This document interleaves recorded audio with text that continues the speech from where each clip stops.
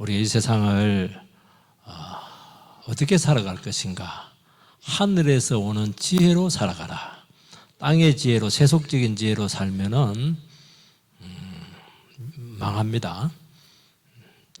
저 위에서 와야 돼요. 저 위에서. 우리 학생들도 오늘 예배 참석했는데 열심히 공부도 해야 되겠지만은 기도해서 하나님께서 저에게 총명을 주십시오. 그렇게 살아있는 지혜로 회복되기 바랍니다. 오늘 사람들은 지식은 참 많은데 지혜가 부족하다 이런 말을 많이 하고 있습니다. 지금 인터넷이라든지 엄청난 정보를 지금 어떻게 감당을 할 수가 없어요. 요즘은 병원 안 가도 그러니까 병명 딱 찍으면 다 나와요. 의사들이 깜짝 놀래요. 그런데 문제 해결은 없고 더 문제가 어려워지고 있고 복잡해지고 있는 것입니다. 사람들 얼마나 많이 배우셨어요? 우리나라는 대학 진학률이 70%입니다. 미국이 40%예요. 우리나라는 공부했다면 최고입니다, 그냥. 그리고 공부해서 대회 나가면 무조건 1등 해야 돼요. 그런데 근본적으로 나아진 게 없어요. 발전은 좀 했어요. 문명이나 이런 것들은. 사실은요, 우리나라 문제는 자기가 똑똑하다고 생각하는 사람들 때문에 생기는 겁니다. 나는 부족해요. 이런 사람들 문제를 일으키잖아요. 여러분, 왜 그러냐면은 내가 똑똑하고 내가 유능하다. 그렇게 생각하는 그 자체가 성경에서 말하는 지혜의 정신하고 맞지 않는 거예요. 그 생각 자체를 한다는 것 자체가 뭘 모르고 있는 거예요. 우리가 인생을 살아오지 않았겠습니까? 많이 사신 분도 계시고 또 이렇게 또 이제 중반절에 계신 분들 또 사회에 진입하기 위해서 계신 분도 있을 텐데 삶을 살면 뭘 아냐 하니까 내가 이 세상에서 할 수 있는 것이 없다 하는 것을 아는 것이 인생을 아는 거예요. 이 세상이라고 하는 것은 내 뜻대로 안 되는구나. 엄마들이 제일 좌절하는 게 이 자식도 이게 내 뜻대로 안 되네. 그러면서 기도가 나오거든요. 기도로 키우는 거예요. 이 당시에 헬라 사람들이니까 얼마나 지혜가 뛰어났어요. 그리스 철학, 이건 이런 것들이 세상에 들어왔어요. 교회에 이런 지혜가 있어야 되고, 교회에 이렇게 해야 되고, 그건 누가 몰라요. 안 되는 건데. 그렇게 하면 교회 풍지박산을 납니다. 그래서 이런 사람들이 공동체를 너무너무 어지럽혔어요. 그 좋은 줄 몰라서 안 합니까? 안 되는데. 그래서 오늘 말씀에서는 참 지혜를 구하라. 네가 지금 똑똑하다고 여기고 알고 있다고 여기고 있는데 그 출처가 어디냐는 거예요. 여기에 대해서 소속을 분명히 하라고 말씀을 하고 있습니다. 딱 3가지를 말씀합니다. 첫 번째는 참된 지혜의 근원은 주님에게 있다 하는 것을 꼭 기억을 해야 되는 것입니다. 13절 상반절을 같이 읽겠습니다. 13절 시작. 너희 중에 지혜와 총명이 있는 자가 누구냐? 여기까지만 읽으면 돼요. 너희 중에 지혜와 총명이 있는 자가 누구냐? 굉장히 도전적인 질문을 하고 있죠. 그 사람들 전부 다 잘하고 공부 많이 했어요. 박식한 그런 사람들입니다. 너희 중에 지혜와 총명인 있는 사람이 누구냐? 없다는 거예요. 그 당시 사람들은 나는 특별한 지식이 있다. 어떤 나는 삶의 비법이 있다. 그렇게 막 자랑하고 그걸 갖고 막 그냥 선전하시는 분들이 있었어요. 스스로 뛰어나고 현명하다고 할 수 있는 사람 없다 얘기하는 것입니다. 이거는 이제 우리를 기죽이려고 그렇게 하는 것이 아닙니다. 이거는 지혜의 역설적인 면을 말씀하고 있는 것입니다. 내가 지혜 있고 내가 똑똑하고 잘한다. 내보다 잘하는 사람이 있으면 나와보라고 해라. 자기를 내세우는 것 자체가 지혜의 정신하고 맞지 않다는 거예요. 잠언서 9장 10절을 띄워주시기 바랍니다. 잠언서 9장 10절. 잠언서 9장 10절 같이 읽겠습니다. 시작. 여호와를 경외하는 것이 지혜의 근본이요 거룩하신 자를 아는 것이 명철이니라. 요걸 알아라는 거예요. 지혜는 뭐냐? 하나님을 경외하는 것이에요. 그리고 하나님의 뜻대로 모든 것이 이루어진다는 그 주권을 인정하는 데서부터 지혜가 시작이 된다는 것입니다. 내가 얼마나 많이 알고 내가 얼마나 체험이 많고 많이 배우고 그게 아니라는 거예요. 하나님을 높여야 되고 이 세상 모든 것들은 하나님의 뜻대로 된다는 것을 믿음으로 고백할 때부터 지혜는 시작이 된다는 거예요. 그러니까 어떤 사상이나 지식을 많이 배우는 것이 중요한 것이 아니고 하나님을 체험하고 있느냐 하는 문제라는 것입니다. 지금 하나님하고 교제하고 있고 예배드리고 있고 하나님을 인격적으로 만나고 있고 하나님을 알고 있느냐는 거예요. 성경을 많이 읽은 것도 중요하지만 성경을 많이 읽은 이유가 뭡니까? 살아계신 하나님 만나기 위해서 읽는 거 아니겠습니까? 그러면 한 가지 특징이 나타나요. 하나님 앞에 내가 너무 모르는구나. 나는 바보구나 하는 것을 고백한다는 거예요. 나는 인생을 몰라요. 내 미래가 어찌 될지 몰라요. 죽고 난 후에 어떻게 될지, 내 운명이 어떻게 될지, 내 영혼이 어디서 와서 어디로 가는지 아무것도 몰라요. 그냥 그때 드러난 거 몇 가지 알고 있는 거예요. 진짜 중요한 인생의 문제들은 하나도 모른다는 것을 알게 되는 거예요. 중요한 거는 봐도 눈에 안 보이는 그런 부분들인데. 그리고 우리가 살다 보면 얼마나 인생의 한계를 많이 느낍니까? 내가 머리 좋다고 해서 내 문제 해결할 수 있겠습니까? 안 되잖아요.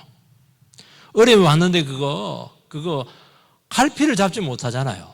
왜 많이 배운 사람들이 점쟁이를 찾아갑니까? 얼마나 답답했으면 유학 갔다 온 사람들이 박사가 왜 점쟁이를 찾아가요? 공부는 안 되는 거거든요. 지혜의 부족을 느끼는 거예요. 그렇게 하니까 하나님 앞에 나가서 매달리죠.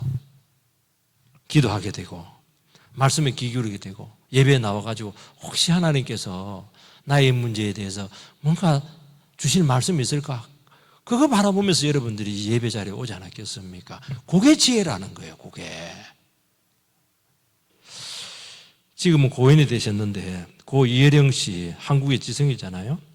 그 딸도 뭐 비까비까해요. 이민아 목사님이신데 이분이 간증입니다. 아버지가 너무 똑똑하는 바람에 스트레스가 너무 많았다는 겁니다. 이분은 이제 이대를 나왔어요. 그리고 미국에 가서 검사를 합니다. 그리고 변호사를 개업을 해요. 우리나라에서도 변호사 개업하기 힘든데 대단하죠. 그리고 김한길 씨 우리나라 뭐 대표적인 소설가였는데 이 사람하고 결혼해서 이혼을 합니다. 그래서 4자녀를 키우는데 장남이 죽어요. 차남은 자폐증에 걸리게 됩니다. 그리고 본인이 4번 암 수술을 경험을 하면서 하나님을 인격적으로 만납니다. 그리고 성령을 체험하고 여자지만 목사로서 선교사로서 이렇게 헌신하게 됩니다. 이 사람이 무슨 얘기하냐니까 내 자신이 아무리 해도 안 된다는 것을 인정하게 되었을 때 그때 내 입에서 진정한 기도가 나오더라 그 얘기를 해요. 문명이 발달하고 의술이 저렇게 발달했는데도 불구하고 실제적으로 중요한 문제가 딱 생기니까 내가 할 수 있는 것이 아무것도 없더라 그 얘기하는 거예요. 자식 문제 터지면 박사학위 가지고 여러분 할 수 있는 게 뭐가 있겠어요? 돈 가지고 됩니까 여러분들? 안 되잖아요.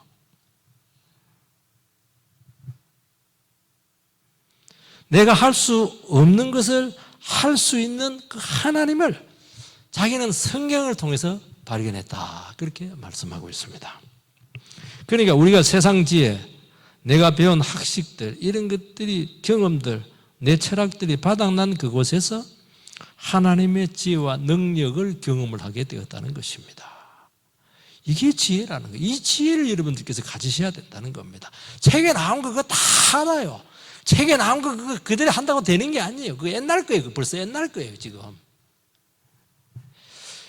이혜령 교수님은 자타공인 한국 최고 지성인이지 않겠습니까? 이 사람은 불가지론자로서 신의 존재를 믿지 않았어요. 이 불행한 딸 사랑하는 딸인데 이 딸이 아플 때 해줄 수 있는 것이 아무것도 없었다. 그래서 너무 무력감을 느꼈다는 것입니다.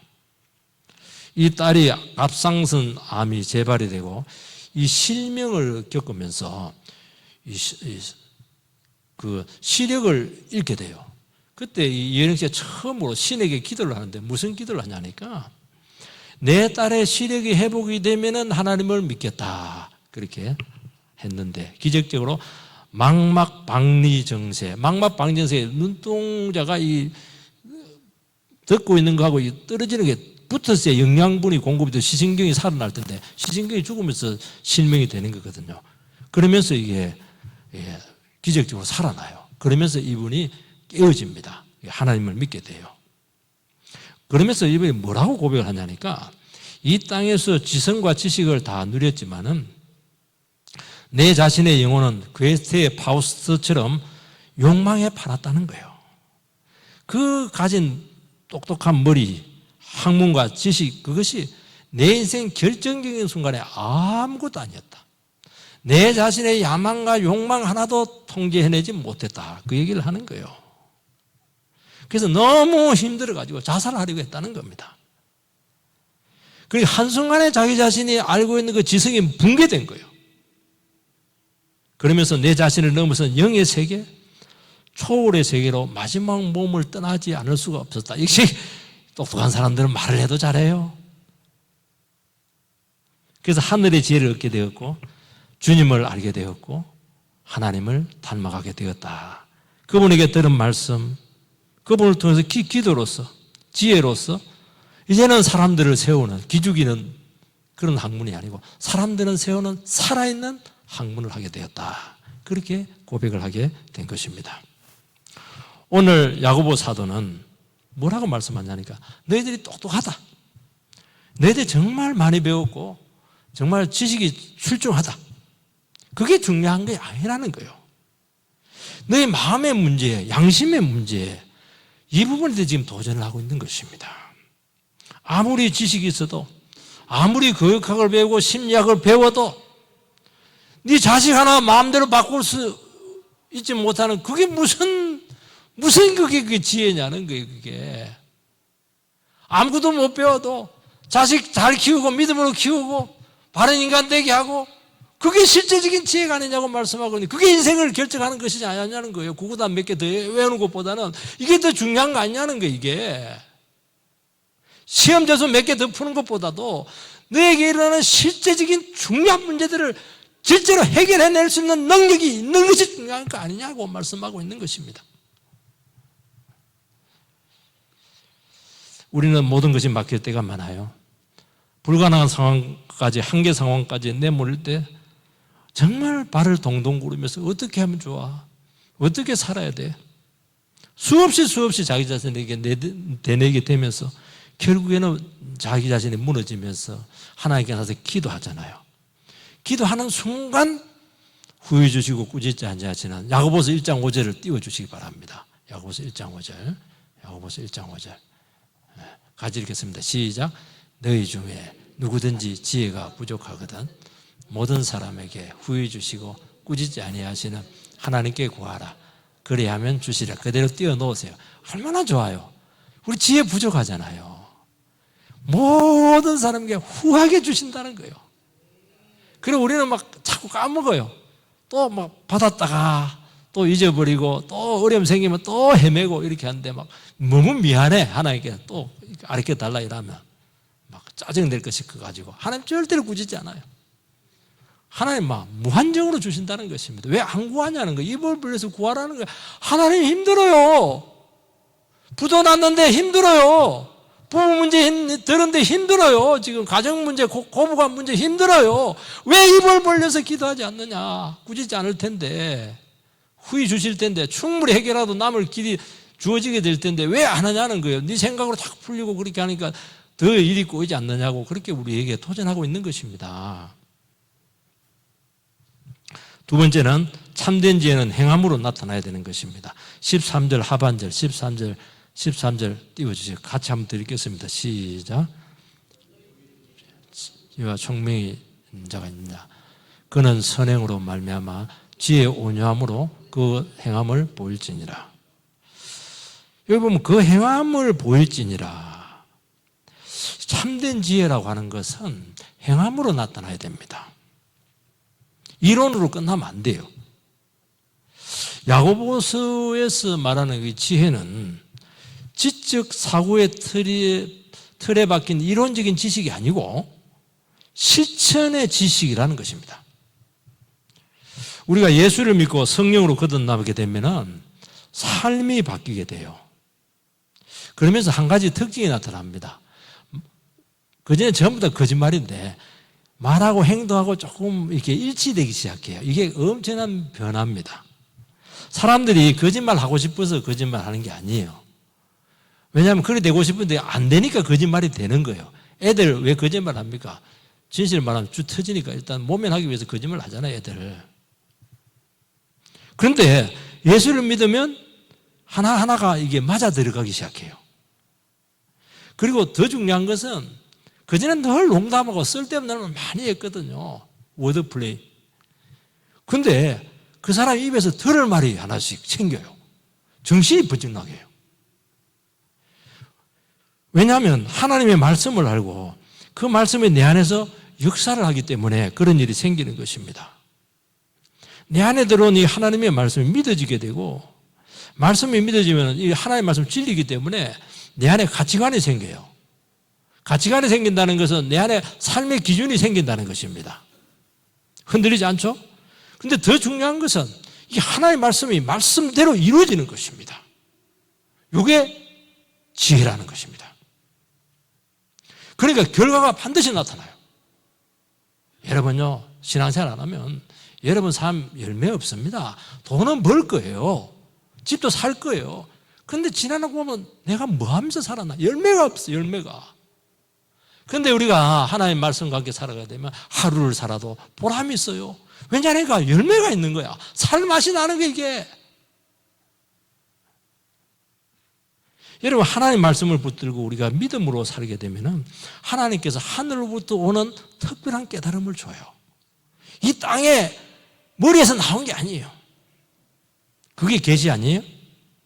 그러면 내 기준과 내 생각과 내 욕심, 이게 아무것도 아니다는 것을 알게 됩니다. 하나님께서는 아들이 없어서 침체한 아브라함을 그냥 데리고 텐트에서 불러냈어요. 그리고 네 눈을 들어서 하늘을 바라보라. 밤에 보니까 거기 막 별들이 막 거하게 많은 거예요. 그러면서 네 자손이 하늘의 별처럼 많아지게 될 거야. 지금 나이가 100살이 다 돼가는데 아들 없는데 무슨 놈의 그 말이 안 되잖아요. 불가능한 말씀이잖아요. 이해가 안 돼요. 지금 아들 하나도 지금 안 될 것 같아가지고 종을 가지고 양자 삼을까 그렇게 하고 있는데, 근데 믿어졌어요. 그 아브라함이 하나님을 믿으니 그를 의로 여기시니라. 그때부터 진짜 지혜의 삶이 시작되었다는 거예요. 의라는 것이 지혜잖아요, 여러분들. 믿어지게 되는 거예요. 믿어질 뿐만 아니라 그 아브라함에게 주신 약속이 실제로 이루어졌잖아요. 여러분, 인생은 우리가 말한 대로 되지 않습니다. 우리가 옳은 건 몰라서 안 합니까? 정당한 건 몰라서 안 합니까? 다 생각이 있잖아요. 그러나 되게 하시는 분은 하나님이세요. 행동으로 나오지 않는 것은 우리가 실제로 말씀대로 하지 않았고 말씀을 믿지 않았기 때문이다. 하나님의 말씀을 의지하지 않았기 때문이다. 답이 나오잖아요. 그러니까 하나님과의 관계를 점검을 하라는 것입니다. 내가 똑똑한 게 중요한 게 아니에요. 그러면 어떤 일이 생기냐? 나는 안 되지만 하나님은 되게 합니다. 하나님 살아계십니다. 내 생각, 내 경험, 내 지식, 내 철학 다 내려놓습니다. 말씀대로 될 줄 믿습니다. 그래서 하나님의 말씀 앞에 자기 자신의 인생을 헌신하고 던지는 것입니다. 이게 지혜라는 거예요. 제가 능평교회 온 지가 좀 됐는데요. 능평교회를 세우는데 건물로 세웠습니까? 성도 숫자로 세웠습니까? 돈으로 세웠습니까? 필요했어요. 그런 것들도. 또 목회 원리도 필요해요. 기법들도 필요해요. 어떤 은사들도 필요해요. 그렇지만은 저는 여기서 분명하게 말씀을 드리고 싶은 것은 하나님께서 능평교회를 세우셨어요. 하나님이 안 도와주면은 절대로 교회가 될 수가 없어요. 하나님이 안 도와주면은 절대로 사람이 변화될 수가 없어요. 저는 그것을 너무너무 많이 체험했기 때문에 저는 지금도 하나님만 바라봐요. 하나님, 교회 주인은 하나님이시고 교회 머리는 예수님이시잖아요. 예수님께서 끌고 가주세요. 저는 부목사로서 예수님 따라서 잘 순종하겠습니다. 그게 기도 제 제목이에요. 지혜를 달라는 거예요. 그게 지혜라는 거예요. 도와달라는 거 아니겠어요? 그러면 도와준다는 거예요. 여러분, 우리에게 성경적인 지혜가 없으면 내가 아무리 똑똑해도 결국에는 속습니다. 왜냐하면 내보다 똑똑한 사람은 세상에 널브러져 있거든요. 결국에는 여러분 인생 못 살아요. 끌려다닙니다. 여러분, 하나님께서 반드시 하시고 말씀대로 이루어진다는 확신 없으면 다른 확신을 따라갈 수밖에 없다는 거예요. 근데 뻔히 알면서 타당하는 것입니다. 여러분, 이것은 지식의 문제도 아니고 배움의 문제가 아닙니다. 신앙의 영역이에요. 여러분, 성경의 약속에서 근거하지 않는 어떤 비전도 모든 것을 험하게 만들 줄 믿습니다. 그래서 하나님의 말씀이 비전이에요. 나는 선교사로 간다. 나는 큰 사업을 이뤄서 헌금 많이 한다. 그렇게 하기 전에 하나님 말씀대로 살겠습니다. 그게 비전이에요. 그러면 내 마음의 소원을 주님께서 이루어 주신다고 분명히 말씀하지 않았겠습니까? 여러분, 하나님 말씀이 분명하면은 우리의 미래가 구체화되기 시작하고 갈수록 말씀이 역사를 하기 때문에 힘을 받기 시작을 해요. 그래서 낙심하고 침체하지 않습니다. 왜 낙심하고 침체해요? 내 미래가 불길하게 보이니까 낙심하죠. 어떻게 믿음으로 사는데 하나님의 말씀을 100% 의지하며 살아가는데 어떻게 낙심할 일이 생길 수가 있겠어요? 막 생명력이 넘칠 수밖에 없잖아요. 되는 일이 막 생기는데 왜 이렇게 힘들어요? 합니까? 안 되는 일이 자꾸 생기니까, 뜻대로 안 되니까 낙심하는 거 아니겠어요, 지금? 얘는 이건 추상적인 이론이나 지능의 문제가 아니라는 것입니다. 굉장히 구체적이고 실제적이라는 것이에요. 우리는 문제가 복잡합니다. 왜 복잡해요? 하나님 말씀 하나면 끝나는 거죠. 얼마나 단순해요, 하나님 말씀. 말씀대로 된다. 얼마나 단순해요. 근데 우리는 안 그럴 거야. 그때부터 막 머리를 쓰기 시작하니까 그렇게 복잡한 게 인생의 문제가. 기도하면 된다. 기도하면 되잖아요. 기도 안 하고 머리를 자꾸 쓰잖아요. 복잡하잖아요, 지금. 말씀대로 하면 누구든지 공감을 합니다. 현실성을 가지는 거예요. 이거는 검증이 됐잖아요. 이거는 1500년에 걸쳐서 40명의 저자가 써져있는데 검증이 안 되면 어떻게 성경이 될 수가 있겠어요? 이걸 믿어야 된다는 것입니다. 말씀은 살아있습니다. 여러분, 행동이나 결과가 선행으로 나타나야 돼요. 정치가의 말은 우리는 믿지 못합니다. 정치가는 자기 이익을 백성의 이익으로 포장을 합니다. 결국에는 정치적인 이권을 위해서 백성들을 이용하는 거예요. 그거는 악행으로 행하는 것입니다. 참된 지혜는 순수하고 정직해야 돼요. 왜 순수하고 정직하지 못하냐? 우리 속에 야망이 있고 욕심이 있기 때문에. 그러면 하나님의 지혜는 숨겨져요. 그리고 야망이 있고 욕심 있는 사람들은 이 하나님의 지혜가 굉장히 나약하게 보면 겸손해라, 낮아져라. 그게 무슨 놈이에요? 세상에서 강해져야죠. 그러니까 이게 신경이 쓰이질 않아요. 무시를 할 수밖에 없어요. 그런데 우리가 하나님을 알게 되면은 하나님께 겸손하라, 하나님 앞에 네 자신을 부인하라 하는 것은 하나님이 계시기 때문에 가능한 거예요. 그럼 내가 해주겠다는 거 아니겠어요? 그래서 그분 앞에 내 무지와 연약함을 인정을 하고 그분 앞에 내 삶을 맡길 때 그때 순수함이 나와요. 선행이 나와요. 진짜 착해져요, 사람이. 그때 진정한 사랑과 도움의 진정성이 확보가 되는 것입니다. 사람들 안 믿어요. 여러분, 안 믿습니다. 사람은 언제 믿느냐? 저 사람이 진짜 착한지, 저 사람 진짜 나를 위해서 하는 것인지 아무리 좋은 말 해도 안 믿어요. 나를 나중에 이용하려고 그러지, 다 그렇게 생각한다니까요. 근데 우리가 하나님의 말씀을 믿고 가면은 요 진정성이 확보가 돼요. 그 사람들이 나를 믿기 시작해요. 그러면 많은 사람을 죽게 돌아오게 할 수가 있고 많은 문제를 도와줄 수 있게 되는 거예요. 여러분, 지혜의 온유함으로 그 행함을 보일라, 그렇게 말씀하고 있습니다. 겸비의 정신이잖아요. 당시 사람들에게 거슬리는 덕목이 이게 겸손입니다. 당시는 파워, 힘을 숭상했어요. 강한 자가 역사를 이끌어 간다고 다 믿었습니다. 근데 오늘 성경 말씀은 이 하늘에서 오는 그 지혜를 온유라고 하는 그릇에 담아서 소유를 하라고 말씀하고 있습니다. 우리는 온유하다 이렇게 할 때 인간성이 부드럽다, 그거 아닙니다. 온유라고 하는 것은 성경적인 개념인데 모든 것은 하나님의 뜻대로 된다는 것입니다. 인간의 의도나 생각대로 되지 않습니다. 그걸 진짜 믿으면은 하나님을 앞세워요. 나를 그 뒤에 놓습니다. 자기를 주장하지 않는 거예요. 이것이 뭐냐? 실제적인 영적인 능력이라고 말씀하고 있는 것입니다. 그러면서 하나님께서 내 삶에 개입해서 해결해 주시기 바랍니다, 고백이 나오는 것입니다. 그게 온유하다는 거예요. 여러분, 신앙과 하나님을 아는 데서 오는 변화된 성품이라고 말씀하고 있습니다. 이 사람은 천국을 소유했기 때문에 이 세상 것에 대해서 여유를 가지는 것이니까, 그러니까 온유하죠. 사소한 것에 목숨 걸지 않습니다. 왜냐하면 너무 중요한 것을 가지고 있거든요. 하나님이라는 엄청난 카드를 가지고 있기 때문에 이 세상이 어떻게 나에게 나오든지 간에 전부 다 감당할 수가 있는 것입니다. 우리는 참 온유하기 힘들어요.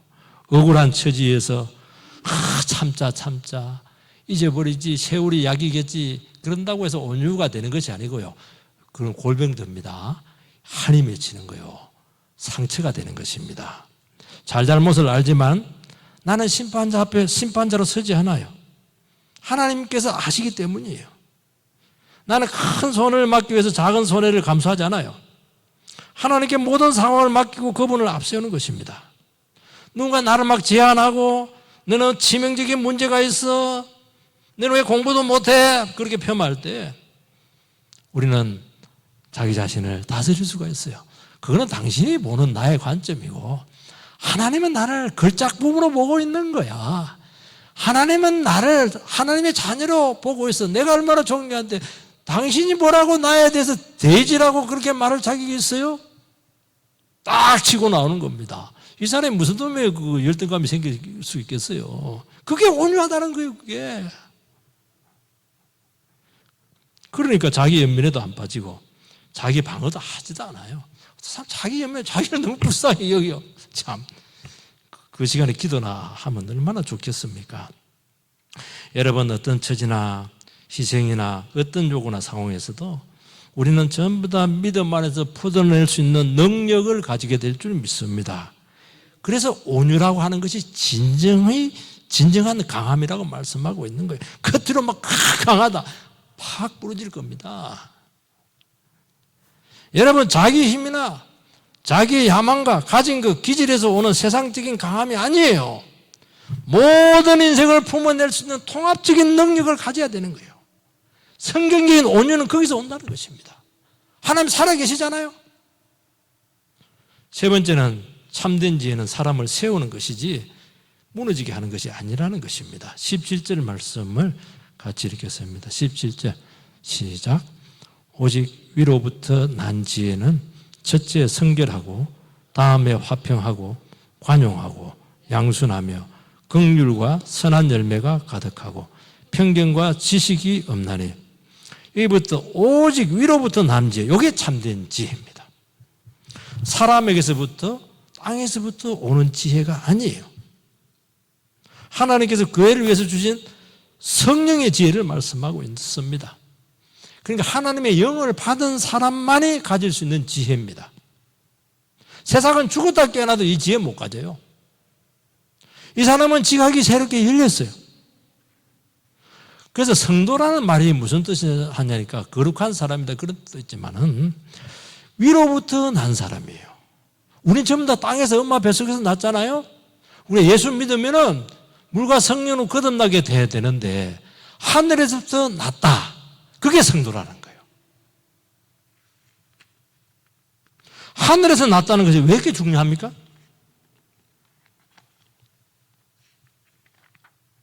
하늘에서부터 났다고 하는 것은 뭐냐? 우리가 예수를 믿으면서부터 하늘의 관점을 가지게 되었다는 거예요. 하나님과의 관계에서 문제를 볼 수 있게 되었고, 우리에게 나는 모든 문제를 성경적인 관점에서 풀어낼 수 있는 능력이 주어지게 되었다는 것입니다. 그래서 그 지각을 계속 쓰라는 거예요. 쓰면 쓸수록 잘하게 되어 있습니다. 그래서 하나님을 아는 만큼 성숙하다는 것입니다. 이것은 나의 어려운 현실 속에서 부딪혀가면서 기도하면서 몸부림쳐가면서 성경 말씀을 가지고 실험해가면서 하나님께부터 깨달음을 통해서 얻어지게 되는 지혜라고 말씀하고 있는 것입니다. 저는 원래 대학교 때 예수를 믿었는데 딱 첫 예배를 드렸는데 은혜를 너무 많이 받았어요. 그래서 저는 하나님 믿는데 은혜 체질이라고 생각을 했습니다. 제가 좀 순수한 부분이 좀 있었거든요. 근데 이분이 이제 저를 너무 소중하게 여기셔가지고 나랑 같이 동력하자. 그렇게 해서 같이 이제 교회 사역을 했어요.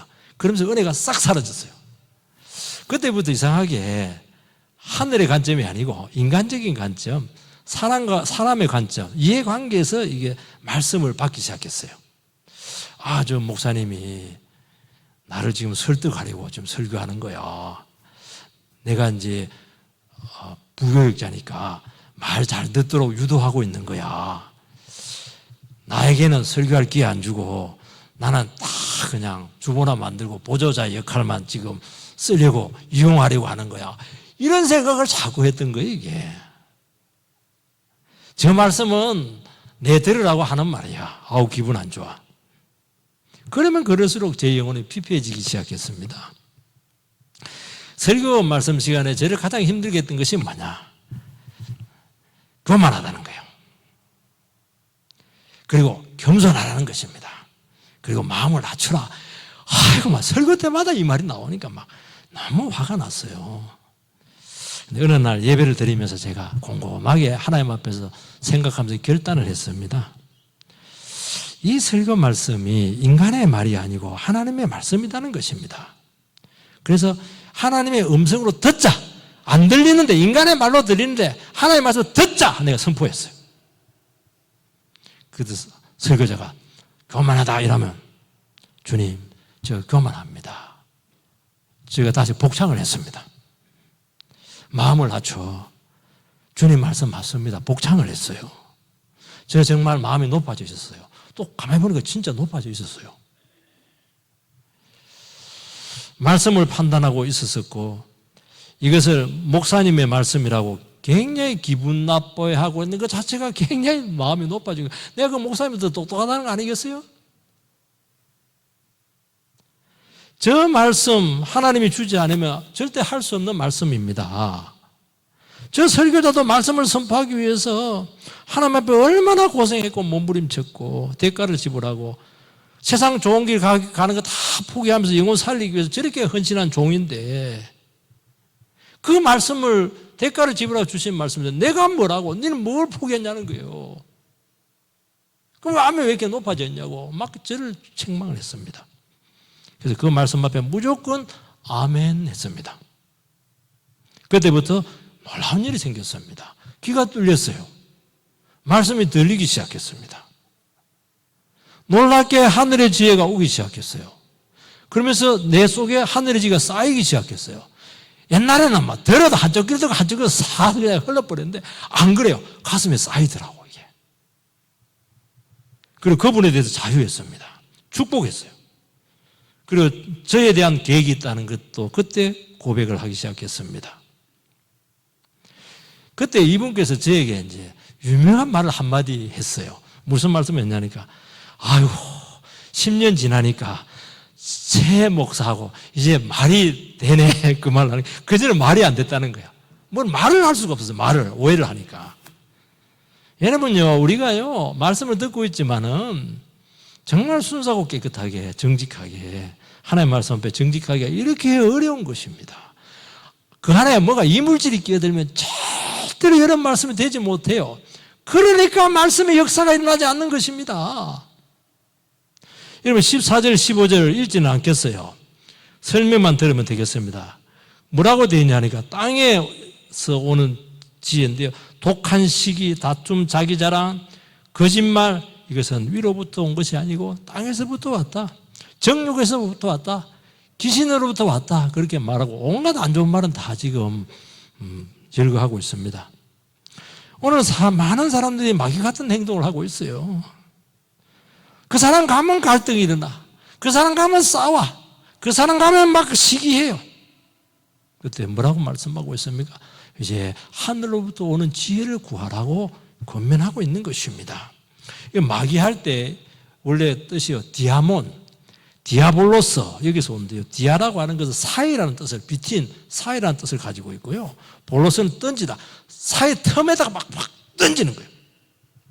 그리고 찢어놓습니다. 이간질하고 참수하고 틈을 벌려놓고 그렇게 하는 거예요. 그러니까 모든 것이 나눠지고 깨지고 틈이 생기는 것입니다. 그래서 공동체가 깨지는 거예요. 이것이 땅에서도 온 지혜라는 거예요. 하늘에서 온 지혜는 뭐라고 해요? 성결하고 화평하고 관용하고 양순하고 긍휼하고 선한 열매가 맺히고 편견과 거짓이 없고. 우리는 원래 죄인이라서 깨끗하지 않아요. 근데 하늘의 지혜 보면 깨끗해져요. 우리는 다 안에 전쟁입니다. 하나님부터 평화가 임하면 내가 내 평화가 임해요. 왜냐하면 우리가 하나님하고 원수 관계에 있거든요. 그래서 하나님하고 화해가 되어야 나와도 화해가 되고 다른 사람하고도 화해가 되는 거예요. 부부도 화해가 되는 거예요. 하나님 안 믿고 어떻게 화해가 될 수가 있겠어요? 내가 부정이 돼야 되잖아요. 양순하다고 하는 것은 고집 부리지 않는 거예요. 양보하는 거예요. 우리는 절대 양보 안 하죠. 목숨 걸고 싸우죠. 그리고 신사적이죠. 그리고 긍휼은 불쌍히 여기는 마음이에요. 여러분, 공동체가 인간의 모임이고 답답하고 막혔을 때가 있을 겁니다. 은혜가 없죠. 우리는 그 부분을 두고 이 교회는 왜 그래? 이 교회는 왜 이렇게 은혜가 없어? 그렇게 답답하게 여길 것이 아니고 그 부분을 두고 하늘로부터 오는 지혜를 구하라는 거예요. 채워지면 돼요. 하늘이 뚫리면 된다는 거예요. 내 한 사람만 해도 다 뚫어낼 수가 있다는 거예요. 그러면 회복이 되고 영혼의 치유가 되고 하나가 되면서 세워지는 것입니다. 우리 마음에 걸리는 것들이 많잖아요. 갈등이 있잖아요. 그 전부 다 없어지게 된다는 것입니다. 하늘이 통하면 다 뚫린다. 몰라서 그렇거든요. 지혜를 구하면 다 된다는 거예요. 18절 읽고 마치도록 하겠습니다. 18절 시작. 화평하게 하는 자들은 화평으로 쉬며 의의 열매를 거두느니라. 예수님께서는 자기 자신을 죽이셔서 우리로 하여금 화평을 만드셨잖아요. 화목제물로 자기를 바치셨잖아요. 우리도 그렇게 하는 거예요. 기다려주고 참고 져주고 쏘가주고 넘어가주고. 왜요? 영혼을 살리기 위해서. 망하게 하는 것이 아니잖아요. 그러면서 우리는 영혼의 마스터, 종합 예술가가 되는 것입니다. 이런 목표를 가지고 섬기게 되기를 주의 이름으로 축복드립니다. 기도하겠습니다.